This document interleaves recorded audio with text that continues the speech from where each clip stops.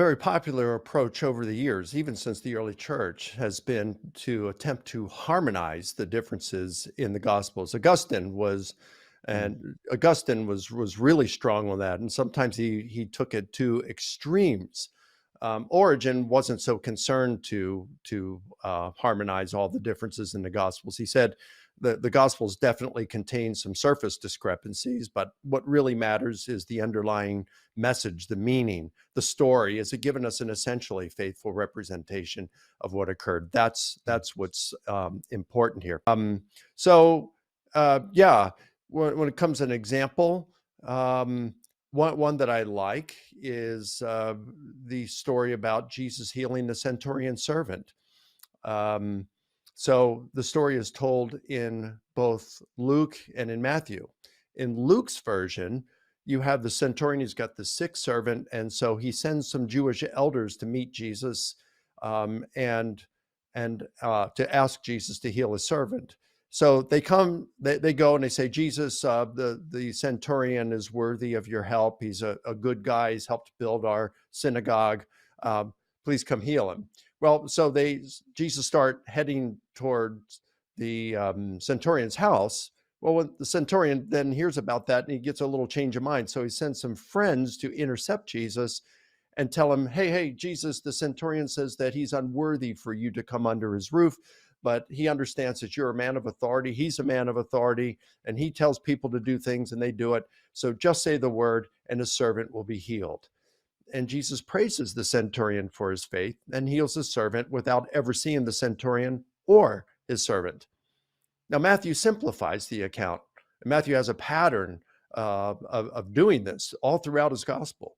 He simplifies the account, and he just has the centurion himself go in person to to ask Jesus to heal his servant. And when Jesus says, "All right, let's go," the centurion says, "No, no, no, I'm unworthy for you to come under my house," yada, yada. And Jesus praises the centurion for his faith and heals his servant from afar without ever seeing the servant. We find a story that's similar to this in Plutarch's life of Pompey and his life of Cato the Younger. So in Cato the Younger, you have Pompey. He's outside the city. He's just he has been well. He's outside the city. I'm sorry. He's outside the city, and he made a law the previous year saying that if you have a friend on trial, you can't go and read a speech of lavish praise called an encomium because it would unduly bias the jury members. And so the next year, while Pompey is outside with his army, the life of Cato says he sends in an emissary and reads this encomium that Pompey had read at the trial of Pompey's friend. Mm. Well, when you read the same story in Plutarch's life of Pompey, he just narrates Pompey himself coming in and reading it in person. He just simplifies the account in that way.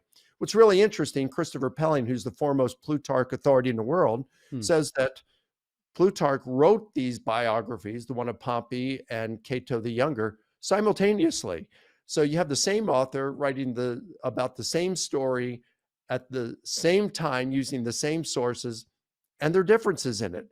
So Plutarch is using his compositional device of simplification and transferal. He's transferring what the emissary said to the lips of Pompey. And Cassius Dio, and I believe it's Suetonius, they tell the same story, but they tell it as Plutarch does in his life of Cato the Younger.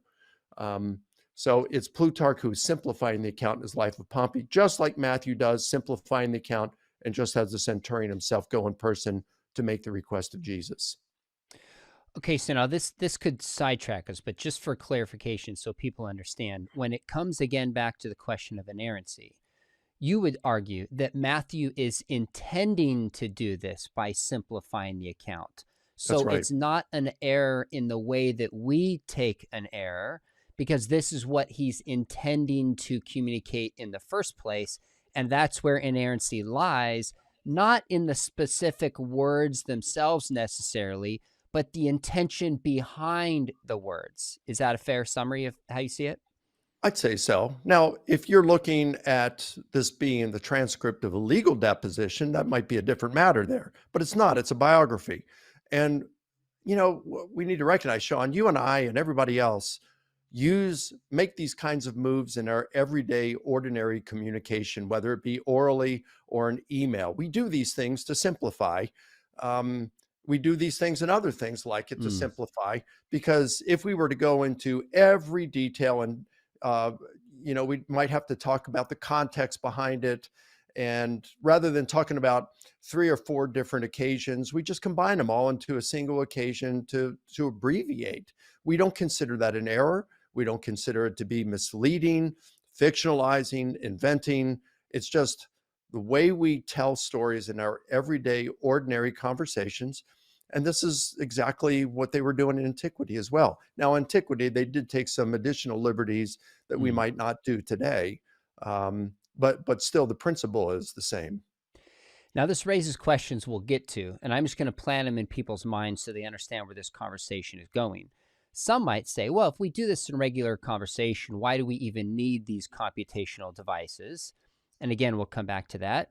Or there's a difference between kind of simplifying and combining an account and inventing material.